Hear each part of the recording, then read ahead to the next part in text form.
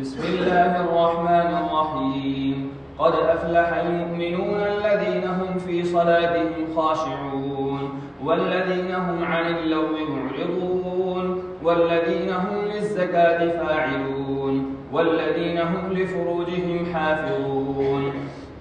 إلا على أزواجهم أو ما ملكت أيمانهم فإنهم غير ملومين. فمن ابتغى وراء ذلك فأولئك هم العادون والذين هم لأماناتهم وعهدهم راعون والذين هم على صلواتهم يحافظون. أولئك هم الوارثون الذين يرثون الفردوس هم فيها خالدون.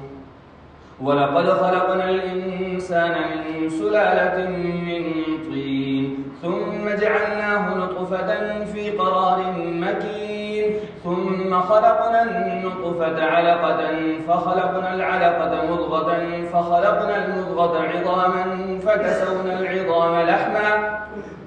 ثم أنشأناه خلقا آخر فتبارك الله أحسن الخالقين. ثم إنكم بعد ذلك لميتون ثم إنكم يوم القيامة تبعثون. ولقد خلقنا فوقكم 7 طرائق وما كنا عن الخلق غافلين وأنزلنا من السماء ماء بقدر فأسكناه في الأرض وإنا على ذهاب به لقادرون. فأنشأنا لكم به جنات من نخيل وأعناب لكم فيها فواكه كثيرة ومنها تأكلون وشجرة تخرج من طور سيناء تنبت بالدهن وصبغ للآكلين. وإن لكم في الأنعام لعبرة نسقيكم مما في بطونها ولكم فيها منافع كثيرة ومنها تأكلون وعليها وعلى الفلك تحملون. ولقد أرسلنا نوحا إلى قومه فقال يا قوم اعبدوا الله ما لكم من إله غيره أفلا تتقون. فقال الملأ الذين كفروا من قومه ما هذا إلا بشر مثلكم يريد أن يتفضل عليكم ولو شاء الله لأنزل ملائكة ما سمعنا بهذا في آبائنا الأولين إن هو إلا رجل به جنة فتربصوا به حتى حين. قال رب انصرني بما كذبون. فأوحينا إليه أن اصنع الفلك بأعيننا ووحينا فإذا جاء أمرنا وفارت النور فاسلك فيها من كل زوجين 2 وأهلك إلا من سبق عليه القول منهم ولا تخاطبني في الذين ظلموا إنهم مغرقون. فإذا استويت أنت ومن معك على الفلك فقل الحمد لله الذي نجانا من القوم الظالمين وقل رب أنزلني منزلا مباركا وأنت خير المنزلين. إن في ذلك لآيات وإن كنا لمبتلين. ثم أنشأنا من بعدهم قرنا آخرين فأرسلنا فيهم رسولا منهم أن اعبدوا الله ما لكم من إله غيره أفلا تتقون. وقال الملأ من قومه الذين كفروا وكذبوا بلقاء الآخرة وأترفناهم في الحياة الدنيا ما هذا إلا بشر مثلكم يأكل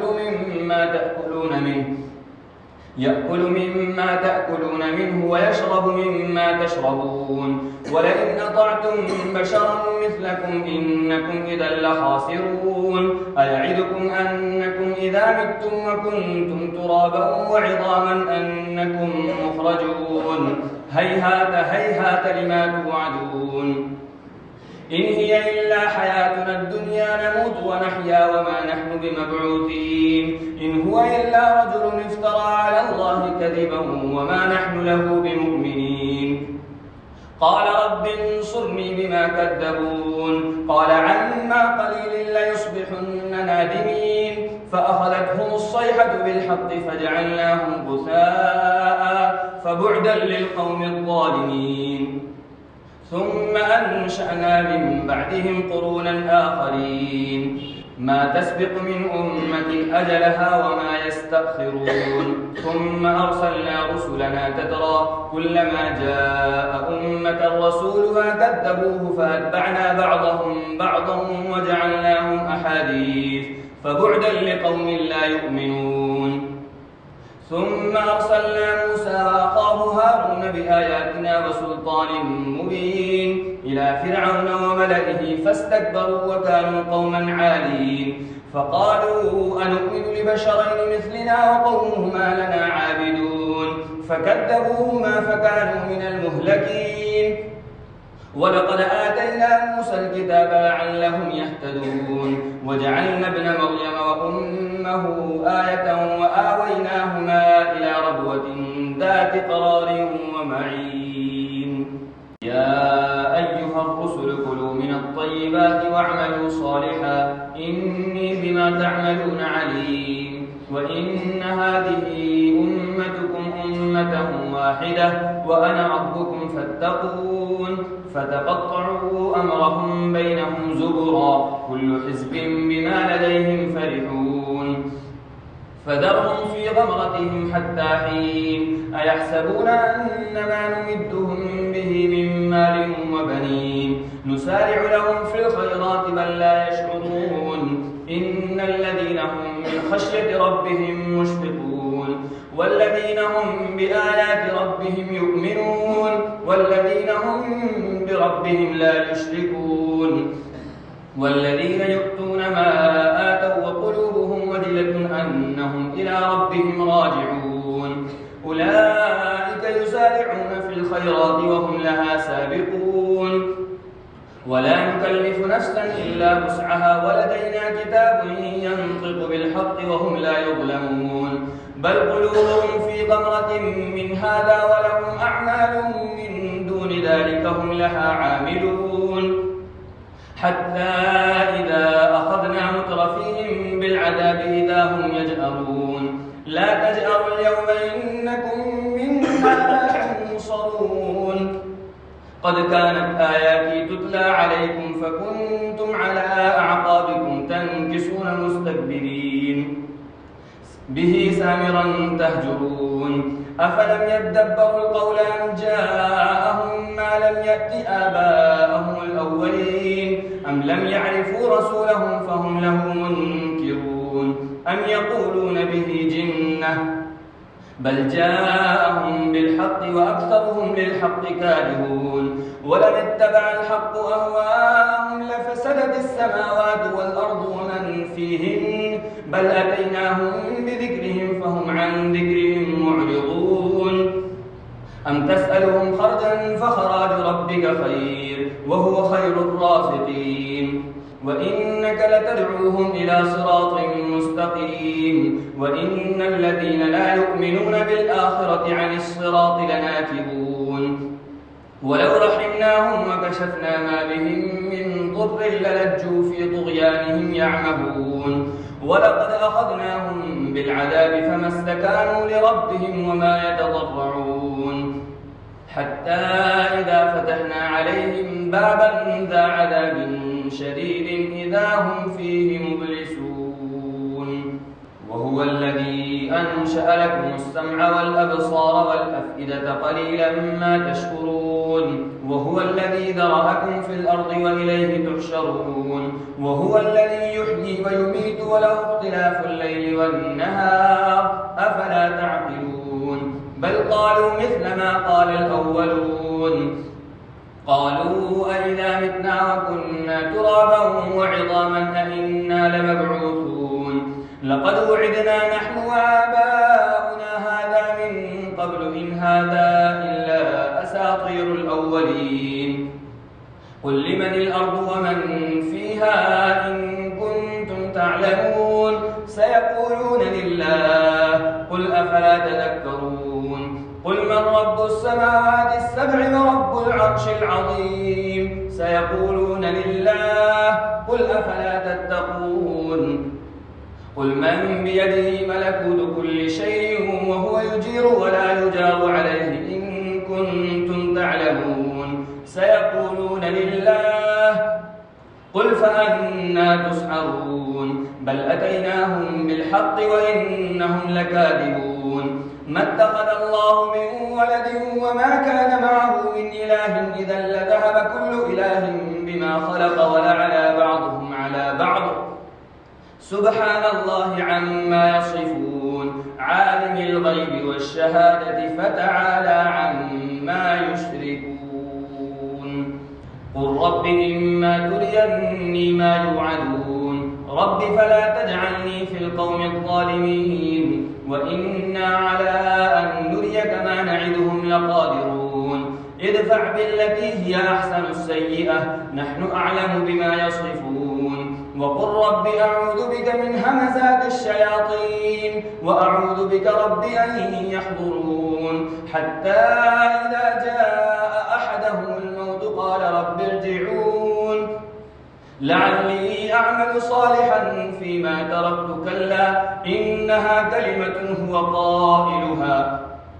ومن ورائهم برزخ إلى يوم يبعثون فإذا نفخ بالصور فلا أنساب بينهم يومئذ ولا يتساءلون فمن ثقلت موازينه فأولئك هم المفلحون ومن خفت موازينه فأولئك الذين خسروا أنفسهم في جهنم خالدون تلفح وجوههم النار وهم فيها كالحون ألم تكن آياتي تتلى عليكم فكنتم بها تكذبون قالوا ربنا غلبت علينا شقوتنا وكنا قوما ضالين ربنا أخرجنا منها فإن عدنا فإنا ظالمون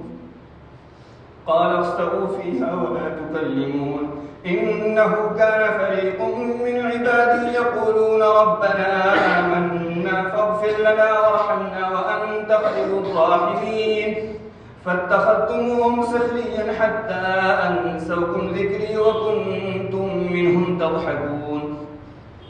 إني جزيتهم اليوم بما صبروا أنهم هم الفائزون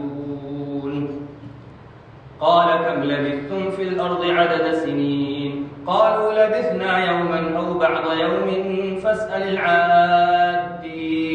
قال إن لبثتم إلا قليلا لو أنكم كنتم تعلمون أفحسبتم أنما خلقناكم عبثا وأنكم إلينا لا ترجعون فتعالى الله الملك الحق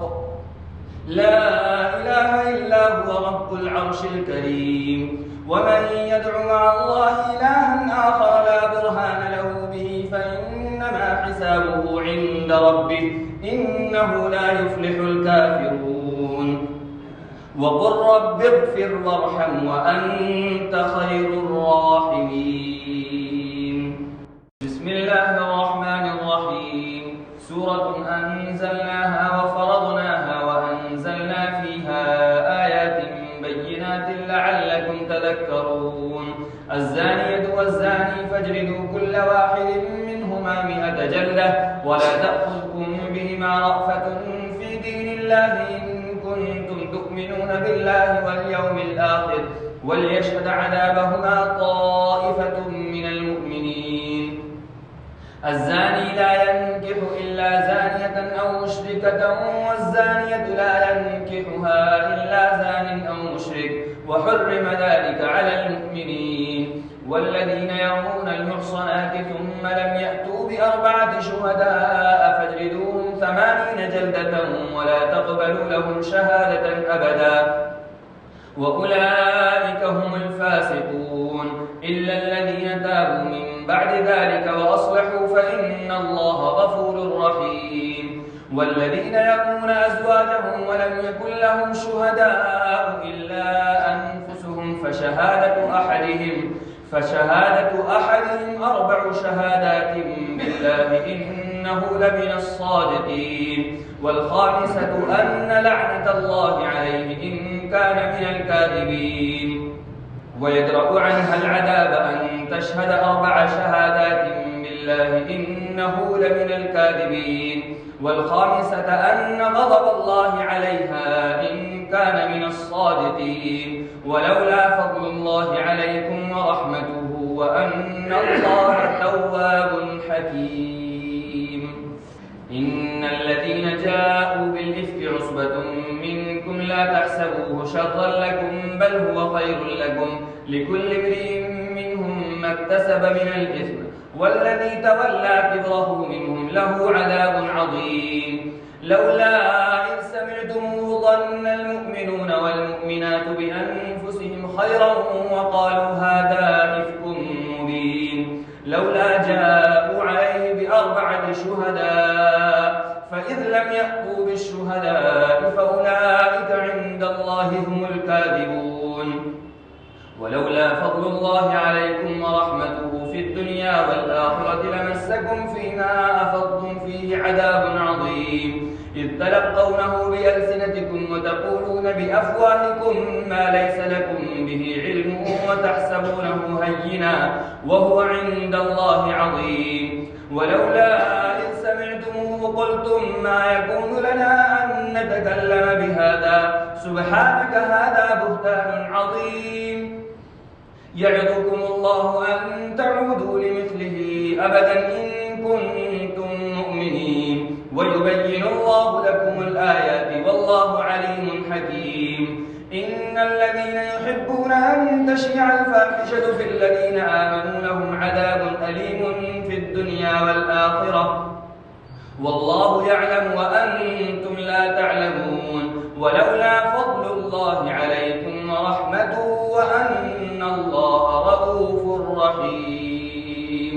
يا أيها الذين آمنوا لا تتبعوا خطوات الشيطان، ومن يتبع خطوات الشيطان فإنه يأمر بالفحشاء والمنكر. ولولا فضل الله عليكم ورحمته ما زكى منكم من أحد أبدا ولكن الله يزكي من يشاء والله سميع عليم. ولا يأتل أولو الفضل منكم والسعة أن يؤتوا أولي القربى والمساكين والمهاجرين في سبيل الله وليعفوا وليصفحوا ألا تحبون أن يغفر الله لكم والله غفور رحيم. إن الذين يرمون المحصنات الغافلات المؤمنات لعنوا في الدنيا والآخرة ولهم عذاب عظيم يوم تشهد عليهم ألسنتهم وأيديهم وأرجلهم بما كانوا يعملون. يومئذ يوفيهم الله دينهم الحق ويعلمون أن الله هو الحق المبين. الخبيثات للخبيثين والخبيثون للخبيثات والطيبات للطيبين والطيبون للطيبات أولئك مبرؤون مما يقولون لهم مغفرة ورزق كريم. يا أيها الذين آمنوا لا تدخلوا بيوتا غير بيوتكم حتى تستأنسوا وتسلموا على أهلها ذلكم خير لكم لعلكم تذكرون. فإن لم تجدوا فيها أحدا فلا تدخلوها حتى يؤذن لكم وإن قيل لكم ارجعوا فارجعوا هو أزكى لكم والله بما تعملون عليم. ليس عليكم جناح أن تدخلوا بيوتا غير مسكونة فيها متاع لكم والله يعلم ما تبدون وما تكتمون. قل للمؤمنين يغضوا من أبصارهم ويحفظوا فروجهم ذلك أزكى لهم إن الله خبير بما يصنعون. وقل للمؤمنات يغضضن من أبصارهن ويحفظن فروجهن ولا يبدين زينتهن إلا ما ظهر منها وليضربن بخمرهن على جيوبهن ولا يبدين زينتهن إلا لبعولتهن أو آبائهن أو آباء بعولتهن أو أبنائهن أو أبناء بعولتهن أو أبناء بعولتهن أو إخوانهن أو بني إخوانهن أو بني أخواتهن أو نسائهن أو ما ملكت أيمانهن أو التابعين غير أولي الإربة من الرجال أو الطفل الذين لم يظهروا على عورات النساء ولا يضربن بأرجلهن ليعلم ما يخفين من زينتهن وتوبوا إلى الله جميعا أيها المؤمنون لعلكم تفلحون وأنكحوا الأيام منكم والصالحين من عبادكم وإمائكم إن يكونوا فقراء يغنهم الله من فضله والله واسع عليم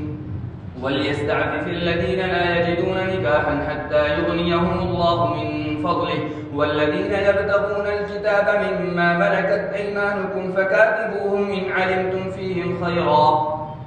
وآتوهم من مال الله الذي آتاكم ولا تكرهوا فتياتكم على البغاء إن أردنا تحصنا لتبتغوا عرض الحياة الدنيا ومن يكرههن فإن الله من بعد إكراههن غفور رحيم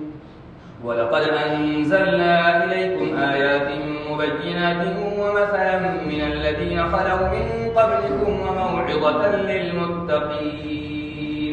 الله نور السماوات والأرض مثل نوره كمشكاة فيها مصباح المصباح في زجاجة الزجاجة كأنها كوكب دري يوقد من شجرة مباركة زيتونة لا شرقية ولا غربية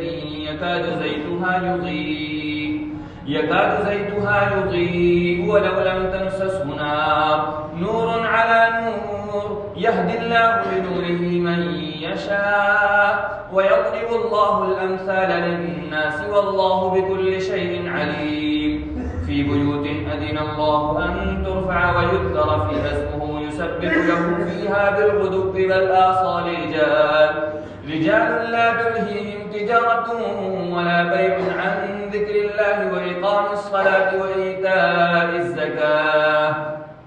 يخافون يوما تتقلب فيه القلوب والأبصار ليجزيهم الله أحسن ما عملوا ويزيدهم من فضله والله يرزق من يشاء بغير حساب والذين كفروا أعمالهم كسراب بقيعة يحسبه الظمآن ماء حتى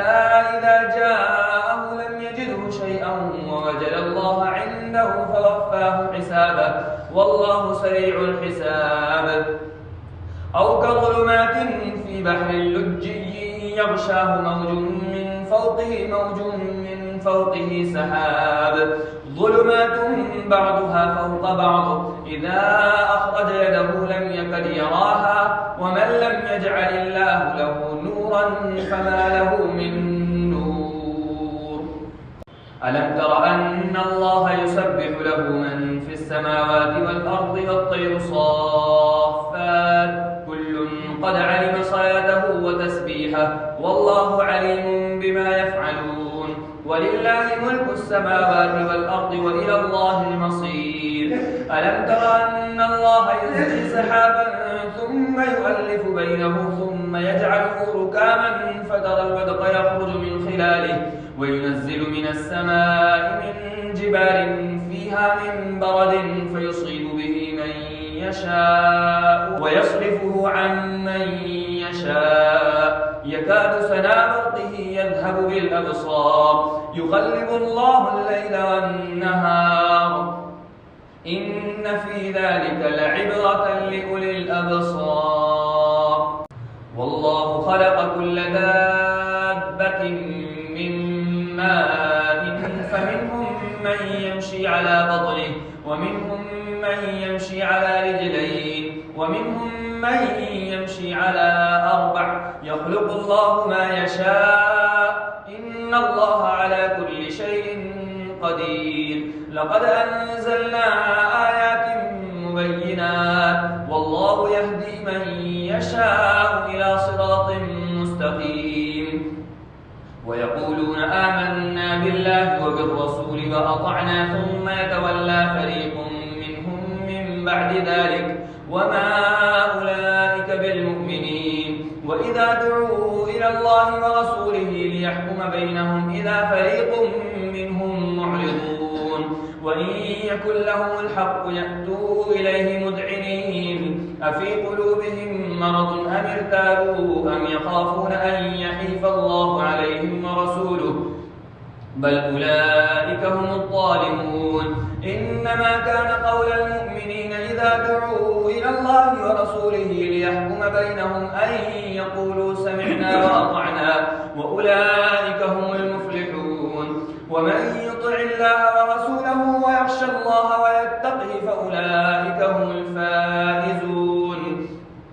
وأقسموا بالله جهد أيمانهم لئن أمرتهم ليخرجن قل لا تقسموا طاعة معروفة إن الله خبير بما تعملون قل أطيعوا الله وأطيعوا الرسول فإن تولوا فإنما عليه ما حمل وعليكم ما حملتم وإن تطيعوه تهتدوا وما على الرسول إلا البلاغ المبين وعد الله الذين آمنوا منكم وعملوا الصالحات ليستخلفنهم في الأرض كما استخلف الذين من قبلهم وليمكنن لهم دينهم الذي ارتضى لهم وليبدلنهم من بعد خوفهم أمنا يعبدونني لا يشركون بي شيئا ومن كفر بعد ذلك فأولئك هم الفاسقون وأقيموا الصلاة وآتوا الزكاة وأطيعوا الرسول لعلكم ترحمون لا تحسبن الذين كفروا معجزين في الأرض ومأواهم النار ولبئس المصير يا أيها الذين آمنوا ليستأذنكم الذين ملكت أيمانكم والذين لم يبلغوا الحلم منكم 3 مرات من قبل صلاة الفجر وحين تضعون ثيابكم من الظهيرة ومن بعد صلاة العشاء 3 عورات لكم ليس عليكم ولا عليهم جناح بعدهن طوافون عليكم بعضكم على بعض كذلك يبين الله لكم الآيات والله عليم حكيم وإذا بلغ الأطفال منكم الحلم فليستأذنوا كما استأذن الذين من قبلهم كذلك يبين الله لكم آياته والله عليم حكيم والقواعد من النساء اللاتي لا يرجون نكاحا فليس عليهن جناح أن يضعن ثيابهن غير متبرجات بزينة وأن يستعففن خير لهن والله سميع عليم ليس على الأعمى حرج ولا على الأعرج حرج ولا على المريض حرج ولا على أنفسكم أن تأكلوا من بيوتكم أو بيوت آبائكم أو بيوت أمهاتكم أو بيوت إخوانكم أو بيوت أخواتكم أو بيوت أعمامكم أو بيوت عماتكم أو بيوت أخوالكم أو بيوت خالاتكم أو ما ملكتم مفاتحه أو صديقكم ليس عليكم جناح أن تأكلوا جميعا أو أشتاتا فإذا دخلتم بيوتا فسلموا على أنفسكم تحية من عند الله مباركة طيبة كذلك يبين الله لكم الآيات لعلكم تعقلون إنما المؤمنون الذين آمنوا بالله ورسوله وإذا كانوا معه على أمر جامع لم يذهبوا حتى يستأذنوه إن الذين يستأذنونك أولئك الذين يؤمنون بالله ورسوله فإذا استأذنوك لبعض شأنهم فأذن لمن شئت منهم واستغفر لهم الله إن الله غفور رحيم لا تجعلوا دعاء الرسول بينكم كدعاء بعضكم بعضا قد يعلم الله الذين يتسللون منكم لواذا فليحذر الذين يخالفون عن أمره أن تصيبهم فتنة أو يصيبهم عذاب أليم ألا إن لله ما في السماوات والأرض قد يعلم ما أنتم عليه ويوم يرجعون إليه فينبئهم بما عملوا والله بكل شيء عليم بسم الله الرحمن الرحيم تبارك الذي نزل الفرقان على عبده ليكون للعالمين نذيرا الذي له ملك السماوات والأرض ولم يتخذ ولدا ولم يكن له شريك في الملك وخلق كل شيء فقدره تقديرا واتخذوا من دونه آلهة لا يخلقون شيئا وهم يخلقون